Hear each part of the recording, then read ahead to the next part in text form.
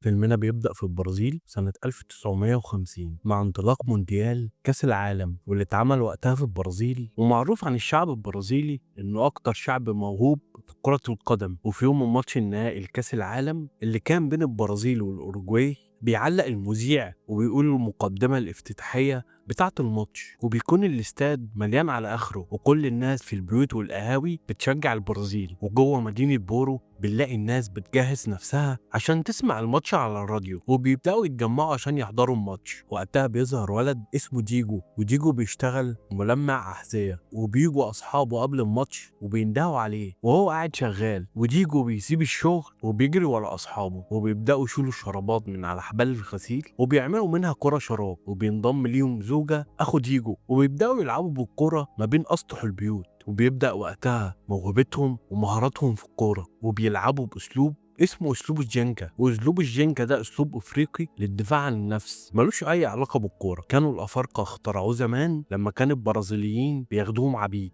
ولكن الأولاد دول بيستخدموه في لعب الكورة ما بينهم وبيخليهم متمكنين أكتر في الكورة، وبالذات ديجو. ولكن اللعب بينهم بيخلص بهزار بايخ وبيبهدلوا بعض بالطينة. وبيروح تيجو وزوكا البيت وهم متبهدلين، ودندين وأبوهم بيشتغل عامل وبينظف الحمامات، وأمهم سيليستي بتشتغل خدامة عند الناس الأغنياء. والناس الأغنياء دول لهم ابن اسمه خوسيه بيلعب كورة برضه زي ديجو. وبيروحوا للبيت وأمهم بتسألهم إيه اللي عمل فيكم كده وإيه اللي بهدلكم بالطينة كده. وديجو قال لها إنه خلص تلميع أحذية وبعدين وقع في الطريق وهو راجع. ولكن ديجو قال لها الحقيقة، ومامتهم بتزعق لهم وبتقول لهم قوموا غسلوا نفسكم. فبيطلبوا منها إنهم يشوفوا الماتش، ولكنها بتعاقبهم وبتقول لهم مفيش ماتشات. وبنرجع للقهوة تاني وهما بيسمعوا الماتش اللي بتكون جنب بيت ديجو، وبيكون قاعد فيها زباين كتير بتسمع الماتش، وبيبقى معاهم دوندينو أو ديجو. وبيعلق المذيع وبيقول إن النتيجة 1-1، وبتبقى الناس كلها قاعدة قلقانة. وهنا ديجو بيبقى موجود فوق السقف وبيتفرجوا معاهم هو وأصحابه، وبيسمع ديجو إيه اللي بيحصل في الماتش وبيرجع يقول لأصحابه. وفجأة بتسجل الأوروجواي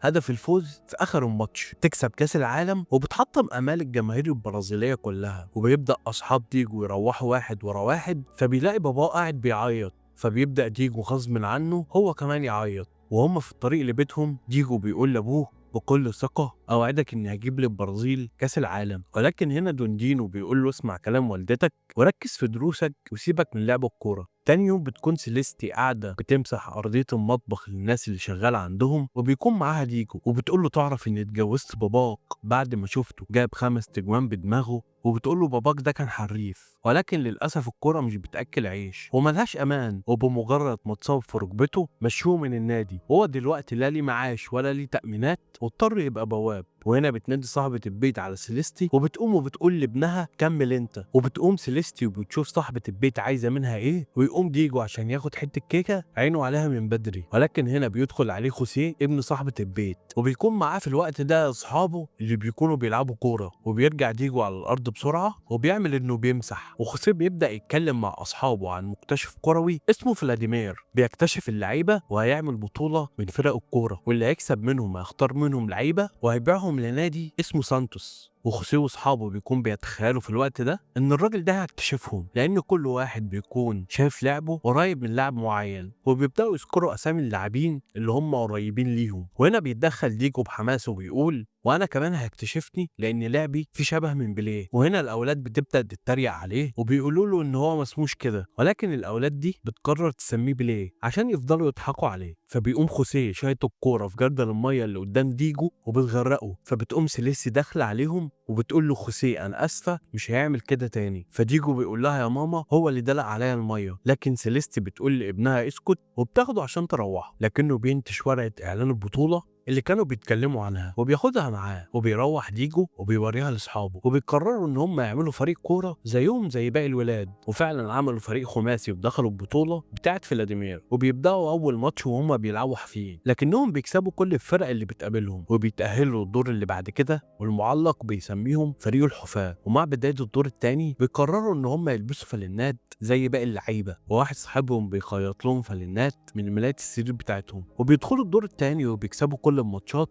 وبيتأهلوا للماتش النهائي، واللي هيقابلوا فيه فريق الملوك زي ما هم مسمين نفسهم، واللي بيكون القائد بتاعه خوسيه. وبيعلن انه معلق عن ميعاد الماتش النهائي بينهم، وهنا بيتريق خوسيه عليهم عشان مش لابسين حاجه في رجليهم. فبيقرر تيجو انهم يلبسوا حاجه في رجليهم، ولكن معهمش فلوس. فبيقرر واحد صاحبهم انهم يسرقوا اشوله فول سوداني، والاشوله دي كانت بتتحمل على عربيه نقل، وبيسرقوا كام شوال وبيجروا، وبيطلع العمال يجروا وراهم ولكنهم بيقدروا يهربوا منهم. وبياخد صاحبهم السوداني وبيبيعه في السوق، وبيشتروا لهم جزم للكوره، والجزم دي بتكون مستعمله وواسعه لكنهم برضه بيلبسوها. وفي نفس الوقت ده بتكون سيليستي قلقانه على اللي بيعمله ابنها، لان ده بيهدد اكل عيشها، ولو ديجو كسب خوسيه ممكن تمشي من الشغل. ولكن دوندين وابوه بيكون واقف جنبه وبيشجعه على حلمه. وبتيجي المباراة النهائية في البطولة وبيحضرها فلاديمير اكتشف اللعيبة، وبيكون دوندينو واقف وسط الجمهور، وبيلبس ديجو واصحابه الجزم لأول مرة، وبتكون واسعة في رجليهم وما بيقدروش يلعبوا بيها كويس لأنهم مش واخدين عليها، وبيدخل فيهم 6 جوان وهم طبعا 0. وبيبدأ الجمهور يتريق عليهم، وهنا ديجو بياخد قرار وبيقلع الجزمة، وهنا بيبدأ يلعب بحرفنة جدا. بيبدأ فريقه يقلعوا زيه، وبيحسوا انهم كانوا مربوطين وتحرروا لما قلعوا الجزم. وبيسجل ديجو اول هدف ليه في فريق خوسيه، وبيفضلوا يسجلوا لحد ما النتيجه توصل ل6-5. ولكن للاسف بيخلص الوقت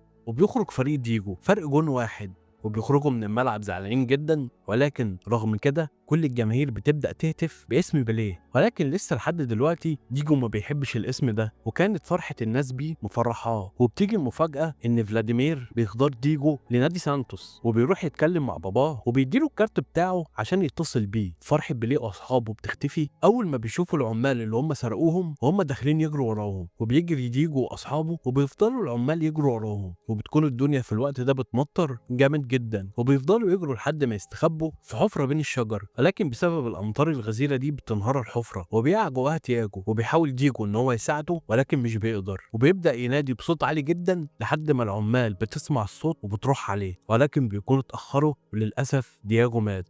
وبيروحوا وبيخرجوا جثة دياجو من الحفرة، وبيشوفوه في مشهد حزين جدا. بيروح ديجو بيته وهو حزين جدا وبيعيط لأمه، وبيقول لها ان اللي معذبه في موت دياجو انه مات بسبب السوداني اللي هم سرقوه، واللي اشتروا بثمنه جزم للكوره، وانهم ما استفادوش من لعبهم ده حاجه. وبيوعد ديجو امه انه مش هيلعب كوره تاني ابدا، وانه هيرجع يلتفت لدروسه من اول وجديد. وكمان بيقول لها انه هيروح يشتغل مع والده. وفعلا ديجو بينفذ كلامه وبيروح يشتغل مع والده عامل نظافه في مستشفى، وبيبدا يقل شغفه ناحيه الكوره، وبيخش في حاله من الانطواء وما بيتكلمش مع حد.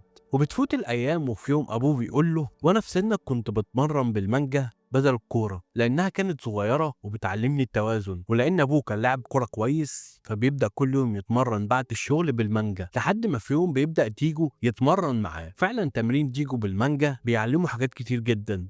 وبتمر السنين وبيكبر ديجو وبيداوم على تمرينه بالمانجا بعد الشغل. وبتبدأ سيليستي تحس ان ابنها يرجع مبسوط من تاني عشان رجع يعمل الحاجة اللي هو بيحبها. وهنا بتطلع الكارت بتاع فلاديمير تكتشف اللاعبين اللي محتفظة بيه بقالها 7 سنين، وبتتصل بيه وبتكلموا على ابنها. وبيجي فلاديمير فعلا وبيشوف ديجو وهو بيتمرن بالمانجا مع ابوه. ولما ديجو بيروح البيت بيلاقي فلاديمير مستنيه هناك، ويقول له ايه رأيك تيجي اختبارات نادي سانتوس. وبيفرح ديجو جدا وبيبقى مبسوط، وبيحضن امه عشان هي مهتمه بيه ومهتمه بالحاجه اللي هو بيحبها. وبيبدا ديجو بيحقق اول خطوه في مشواره، وبيسيب بيت اهله وبيسافر لمدينه سانتوس عشان يعمل اختبارات القبول لنادي سانتوس. وبيدخل ديجو الاختبارات وبيعديها كلها، وبينضم لفريق سانتوس للشباب. ولكنه مش بيكون عارف يلعب كويس بسبب ان المدرب بتاعه انه يتخلى عن طريقه لعبه ويلعب لعب كوره اوروبيه. فبيحس ديجو بالاحباط وانه مستواه بقى اقل من الاول بكتير، وبيقرر ان هو ياخد شنطته ويسيب النادي. وهو ماشي وبيشوفه فلاديمير وبينزل وراه وبيروح محطه القطر، وبيبدا يدور عليه لحد ما بيلاقيه. وبيساله فلاديمير وبيقول له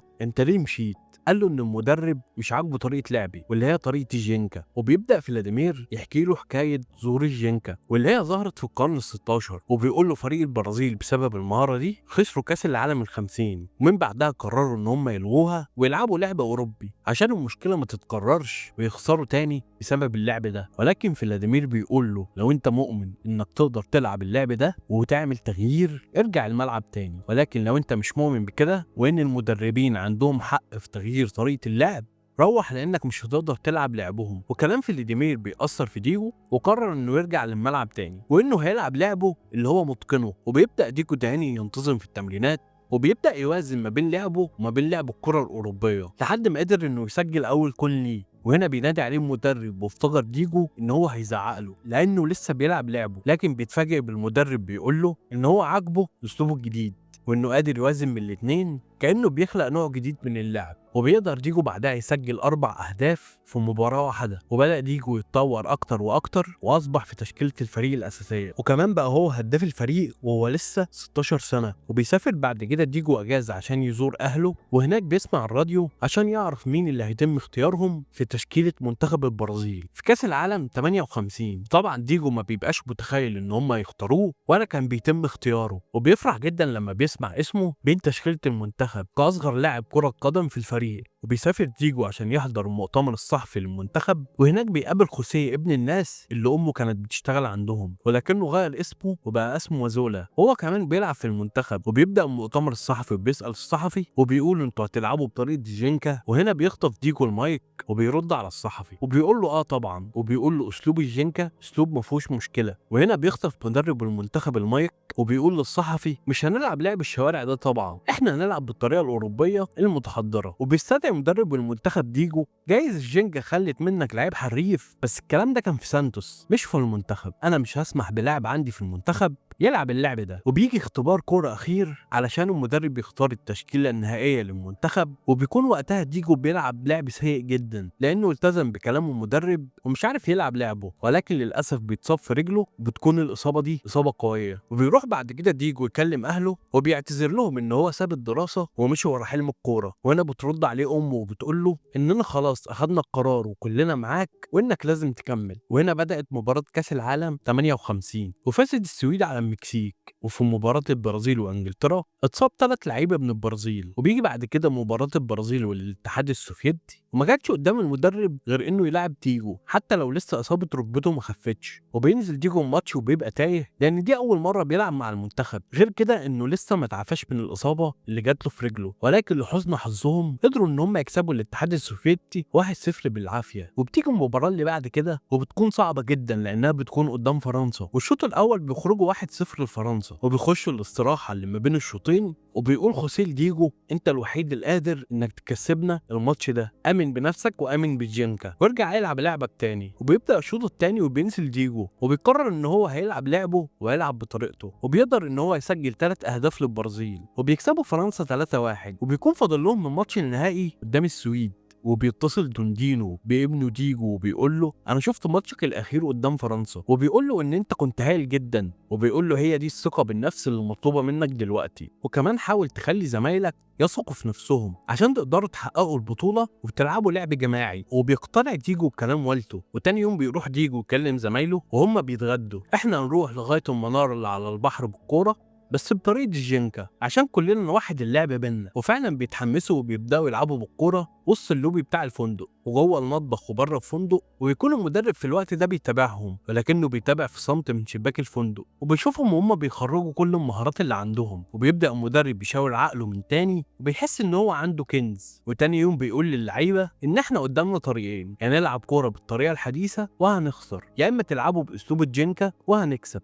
وطبعا هم ما يعرفوش ان المدرب شافهم وغير رايه. وبيجي ميعاد المباراه النهائيه كاس العالم بين السويد والبرازيل. السويد في الاول بتسجل وبتبقى النتيجه 1-0 لصالح السويد، وبيبدا ديجو يبص على الجمهور اللي في المدرجات وبيتخيل طبعا الناس اللي بتتفرج عليه في البرازيل وفي كل مكان، وبيحس قد ايه ان الناس دي تستاهل ان هي تفرح وان هو يشرفهم. وبيبدا ديجو يبرز مهاراته الفنيه باسلوب الجينكا، وبيقدروا يسجلوا الهدف الاول وبعدها بيسجلوا الثاني، وتكون لعيبه السويد مش فاهمه ايه اللي بيحصل. والسويد وقتها كانت فرقه قويه جدا. الموضوع ما بيقفش لحد هنا وبيسجلوا الثالث والرابع والخامس كمان، وبيفرح ديجو او بيليه زي الجمهور وقتها ما كان بيناديله، وهو كان مبسوط جدا. وبتفوز طبعا البرازيل بكاس العالم بفضل بيليه، وبينزلوا الشوارع وبيحتفلوا باول كاس عالم ليهم. والاسطوره بيليه اصبح اصغر لاعب بيشارك كاس العالم، وكان هو صاحب الفضل الاكبر بالفوز وقتها.